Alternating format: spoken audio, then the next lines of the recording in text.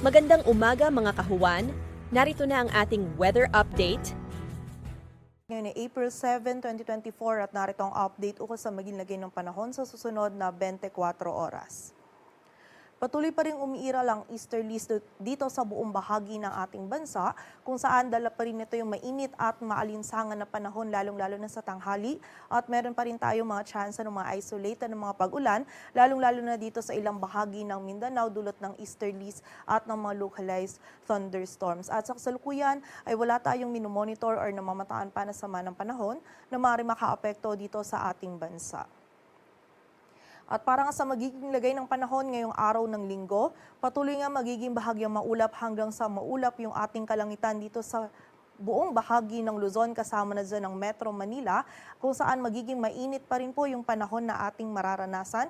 Kaya wag po nating kalilimutan yung mga pananggalang natin sa direktang init ng araw at kung hanggat maaari po ay limitahan lamang yung ating mga outdoor activities at kung hindi naman maiiwasan ay ugaliin po natin ang pag-inom ng tubig at from time to time ay sumilong or magpahinga po tayo para maiwasan natin yung panganib na maaaring idulot ng init ng panahon sa ating kalusugan. At sa pagsapit naman po ng hapon at gabi, bagamat mababa yung tsansa ay meron pa rin po tayong posibilidad ng mga isolated na mga pag-ulan, dulot yan ng mga localized thunderstorms. Ang ating mga regional offices ay nagpapalabas ng mga thunderstorm advisories or mga babala ukol sa mga pag-ulan nito.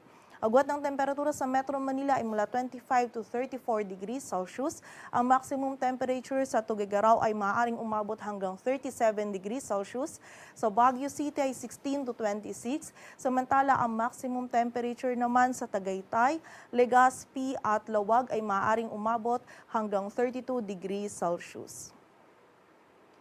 Samantala sa bahagi naman ng Visayas at Mindanao, dito sa may bahagi ng Basilan, Sulu at Tawi-Tawi ngayong araw, lalong-lalo na po ngayong umaga ay mataas pa rin yung tsansa ng mga pag-ulan, pagkidlat at pagkulog dulot yan ng easterlies. Kaya paalala po para sa ating mga kababayan dyan na mag-ingat at maging alerto sa posibilidad ng mga pagbaha at pagguho ng lupa. Samantala, sa nalalabing bahagi naman ng Mindanao, maging sa buong bahagi pa ng Visayas at dito rin sa bahagi ng Palawan ngayong araw ay meron lamang tayo mga tsansa pa rin ng mga isolated ng mga pag-ulan, dulot yan ng mga localized thunderstorms. And during severe thunderstorms, ito pong mga pag-ulan nito ay posible pa rin maging katamtaman hanggang sa mga malalakas na pag-ulan na maaaring magdulot ng pagbaha at pagguho ng lupa. So pag-ingat pa rin po para sa ating mga kababayan.